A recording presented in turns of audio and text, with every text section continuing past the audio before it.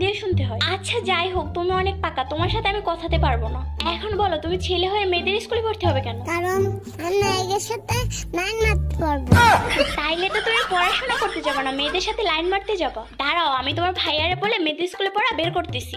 আমি তোমার ভাইয়ারে বলবো যে তুমি মেয়েদের স্কুলে যেতে চাইতেছো মেয়েদের সাথে লাইন মারার জন্য। মেয়েদের স্কুলে ওরা ভর্তি করলে ওর লেখাপড়া হবে না, এর থেকে একটা কাজ করো, ওর মাদ্রাসা ভর্তি করে দাও। এতে ও নামাজ পড়ে তোমার জন্য দোয়া করবে, তোমাদের ফ্যামিলির জন্যও দোয়া করবে। আগে আপনার জন্য দোয়া করবো। কি বলো পিচ্চি, তুমি আমার জন্য দোয়া করবে? সত্যি নাকি? হ্যাঁ সত্যি। আচ্ছা, আমার জন্য কি দোয়া করবে শুনি? দোয়া করবো যাতে আপনি দ্রুত মারা যান। কি বললা পিচ্চি, তুমি আমার মরে যাওয়ার দোয়া করবা? হ্যাঁ, আপনি যাতে দ্রুত মারা যান সেই দোয়া করবো। আর ছোটকে দোয়া দ্রুত কবুল হয়, আপনি দ্রুতই মারা যাবেন।